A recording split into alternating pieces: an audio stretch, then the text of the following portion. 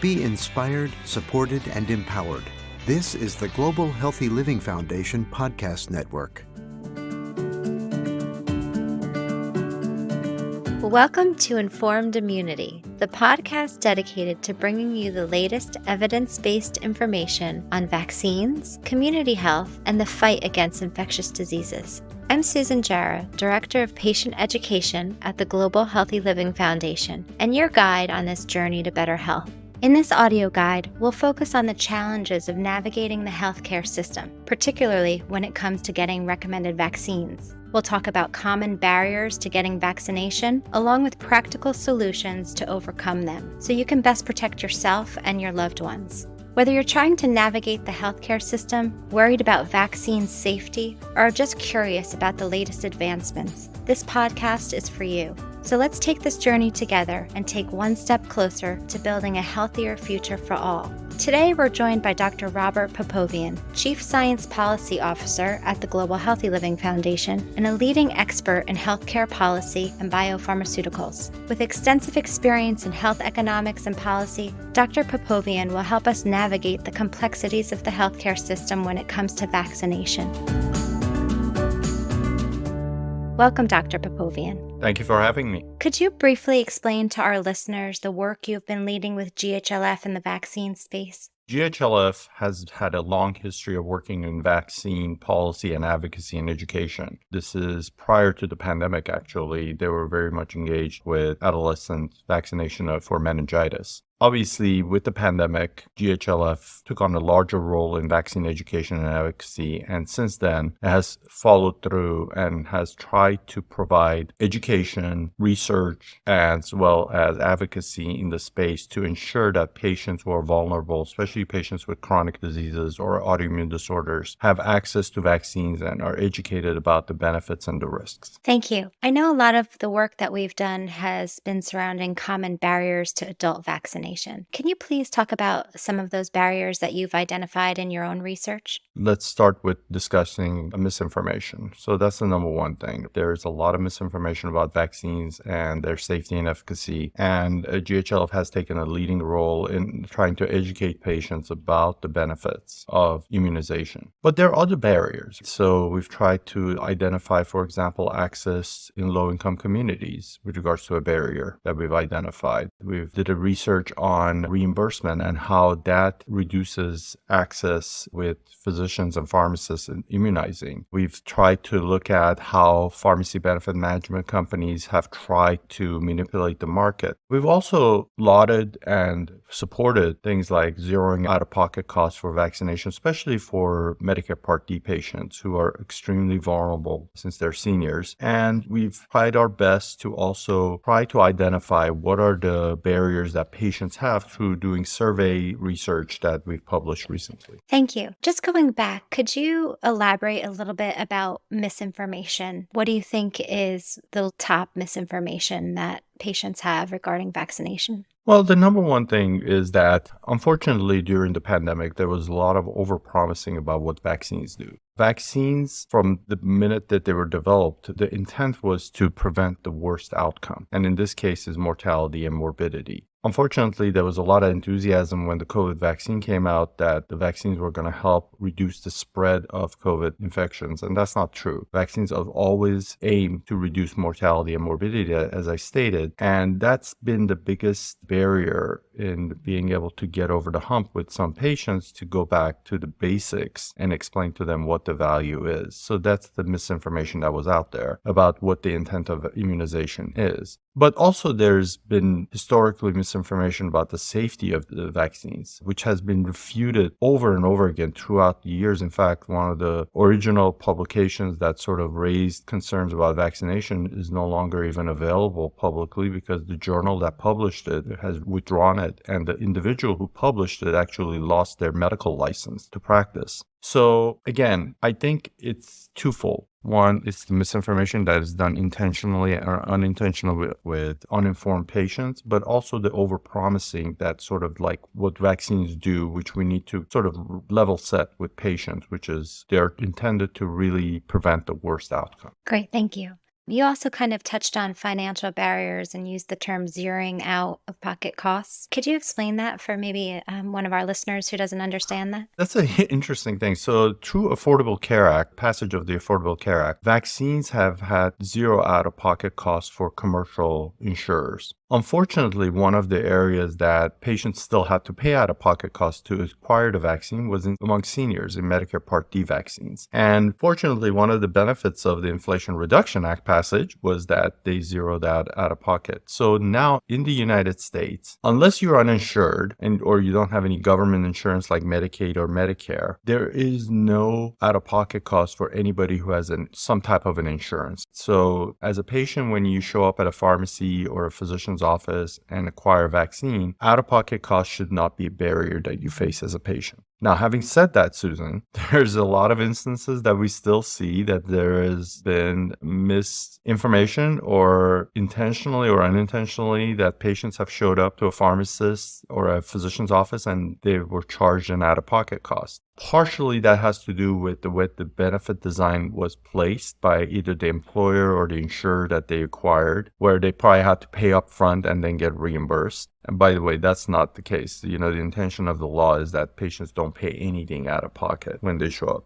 So there's still some barriers with regards to that, but we are trying to one by one educate the patients to become better consumers and push back when they're asked for any kind of out of pocket when they show up at a pharmacy or at a physician's office. Great. Thank you so much. You had mentioned you can go to your pharmacist, you can go to your provider for vaccinations. Could we talk a little bit about the role of pharmacists in improving vaccination rates? Yeah, absolutely. And we did a specific study, and I'll mention the study in the context that we're going to be discussing. So pharmacists are one of the most, if not the most accessible healthcare professional in the United States. About 90% of individuals living in the United States live within 5 miles of a pharmacy. And pharmacists have taken the lead pre-COVID, but especially post-COVID with regards to adult immunization. We did a study with IQVIA that demonstrated that about 80% of adult immunization post-COVID is now being administered in a pharmacy by a pharmacist or a pharmacy technician. And that's impressive. Obviously, a lot of it was the COVID vaccine, but since then, the majority of the flu vaccine, majority of the pneumococcal vaccine, and shingles and now RSV are being administered in the pharmacy in the 80% plus rate. So pharmacists play a huge role in this. And we did a specific study looking at low-income communities. We wanted to see what is the accessibility of low-income communities, by the way, Susan, that are overrepresented by minorities. And what we found is that in low-income communities, there's better access for pharmacies than physician offices who immunize. And why is this important? Is because one, not only there's physical access, but remember, pharmacies also have longer hours of operation and they are open 7 days a week instead of 5 days usually. So when you add up those things, it becomes not only the physical location, but the hours of operation and everything else makes it even much more accessible. And remember, low-income patients generally are hourly wage earners. So as an hourly wage earner, if you don't show up to work, you don't get paid. So you require access to healthcare professionals who are available after hours of work. And this is why also a pharmacy and a pharmacist plays a larger role in immunization in these type of communities. And as I mentioned in the beginning, these communities are overrepresented by minorities, both racial and ethnic minorities. Therefore, it becomes a DEI issue, frankly, with regards to how we should basically champion and make it easier for patients to acquire their vaccines at pharmacies. Great, thank you. Can you please discuss the findings from your paper relative to vaccine access and supply, especially for high-risk chronic disease adults? Yes. So, we did a paper specifically about that. Obviously, these papers are available publicly for anybody can read. We specifically looked at how pharmacies play a large role in administration, like, for example, with the low-income communities, how they're accessible in the physical locations, and how they were doing a significant number of the adult immunizations. But one of the things that we found is that there's an appetite by the pharmacy benefit management companies and insurers to now get involved.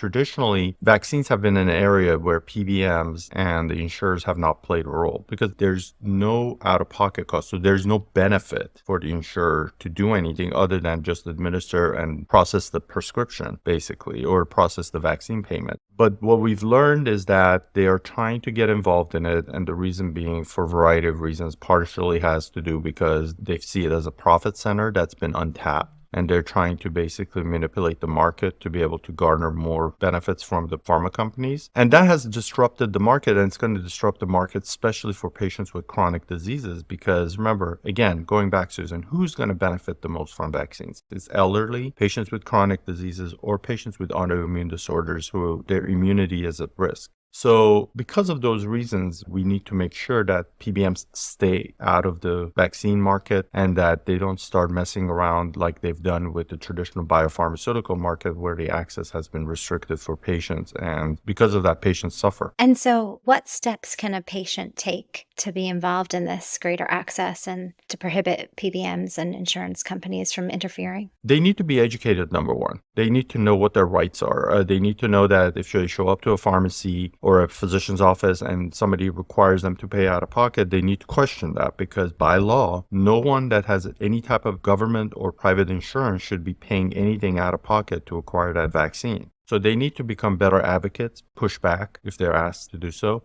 And also, one of the things I always talk about is that they need to get educated about what are the requirements for them to acquire this vaccine. So Center for Disease Control provides recommendations about who should acquire certain vaccines. And sometimes those are not in alignment with the Food and Drug Administration label. In fact, they're contradictory at times. And what we need to do is do a better job. And this is where GHLF comes into play, a Global Healthy Living Foundation, and all the patient organizations about educating patients about if CDC is saying this is the recommendation and you show up at a pharmacy and the pharmacist says, or a physician's office and says, you don't really fit the bill with regards to the recommendation, you should be asking why and push back and then try to acquire the vaccine based on your needs and have that discussion with the pharmacists or physicians. Now, fortunately, CDC, they're trying to do much more clear recommendations for these vaccines about the risk of the patients. But unfortunately, this is raising other set of issues that we're now working on because it's making it far more complicated for pharmacists and physicians to identify these risks within their office environments or in their pharmacies. Great, thank you. That's really important for our patients to advocate for themselves and, as you said, push back and know guidelines and what vaccinations they need and work with their provider to make sure that they're staying on schedule.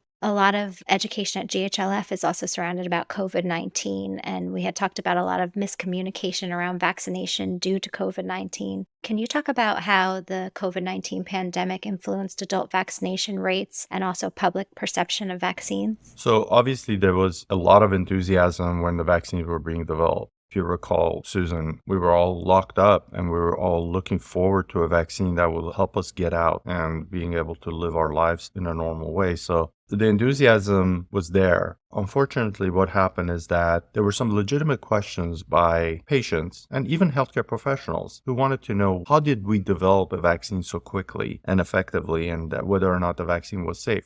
Unfortunately, those individuals were sidelined and the questions were not answered. And these were legitimate questions. Even I, as a pharmacist, as a healthcare professional, I wanted to know, how did we get to a point that we were able to develop a vaccine within 6 months when we traditionally develop a pharmaceutical over a 10-year period, right? So there were some legitimate questions that needed to be answered. The other thing, like I touched in the beginning, is the overpromising of the vaccines by certain healthcare officials, both on the federal and the state level. They should have been honest about it. Look, the vaccines, as I said from the beginning, they're intended to prevent the worst outcome, which is mortality and morbidity. They're not there to basically reduce communicable diseases, that we're still going to get COVID, we're still going to get the flu, but when you have the vaccine, it's going to reduce the burden of illness and it's going to reduce the potential morbidity and mortality. So I think that also was a problem that we need to get over. And then frankly, the mandate issue was a problem because it was the first time that people, whether it was employers or government, was mandating people to get the vaccine. And again, instead of having a discussion with patients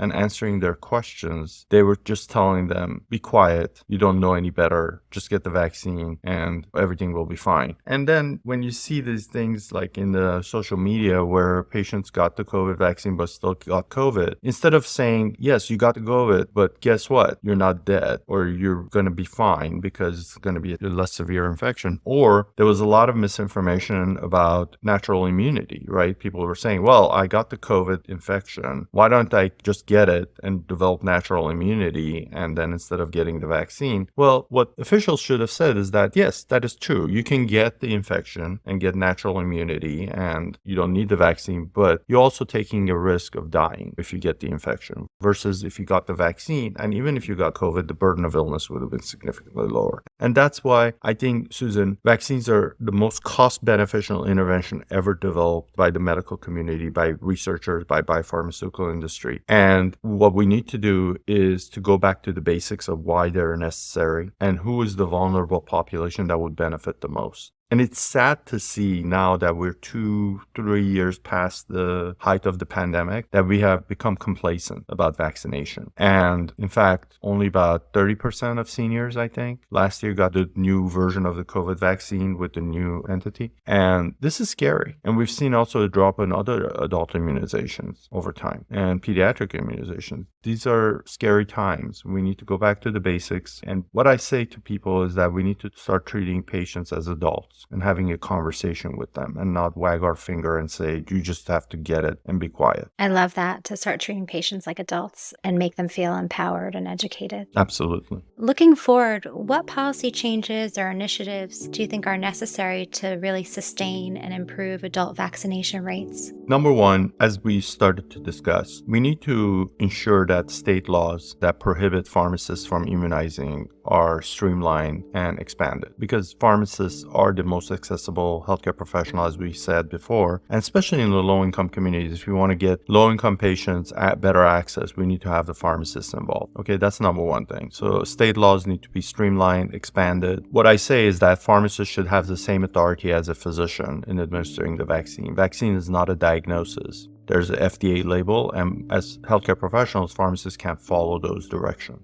So that's the number one thing. Number two thing is that we need to guard against insurers or PBMs trying to manipulate the model for their profitability. Remember, as I mentioned, no one pays out of pocket for anything. So what is the benefit that we're getting here for the PBM involvement? Traditional PBMs and insurers have been involved because there's a benefit to the patient, right? They're going to lower the out-of-pocket costs or cover something. But right now, nobody pays anything out of pocket. So there is no patient benefit for their involvement. So we need to guard against that. Number three, I would say we need to do a better job of educating and advocating for vaccines and need to go back to the basics. As we said, we need to treat patients as adults and encouraging them to get the vaccine, not mandating the vaccines, because that will help. So that will come with ongoing public health type of endeavors that we need to do and reducing the misinformation and everything else. But again, as I said from the beginning, since I've been involved in the healthcare policy space, healthcare in general, I've always said vaccines are the most cost-beneficial intervention that has ever been developed in the healthcare system. And we need to become better advocates for these important medicines, because at the end of the day, what we know about vaccines is that they're going to reduce mortality and morbidity. And that's the key. Thank you so much, Robert, for joining us today and talking about misinformation and vaccine access and really the importance of educating our patient community on vaccination to protect themselves and their loved ones. I appreciate it. Thank you for having me.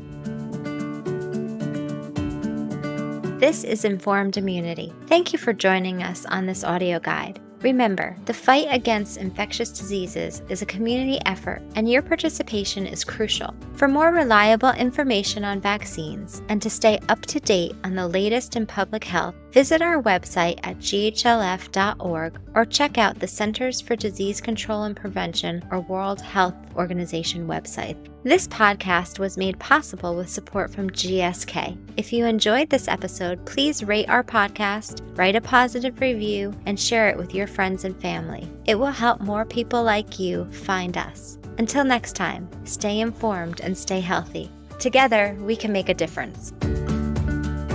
Be inspired, supported, and empowered. This is the Global Healthy Living Foundation Podcast Network.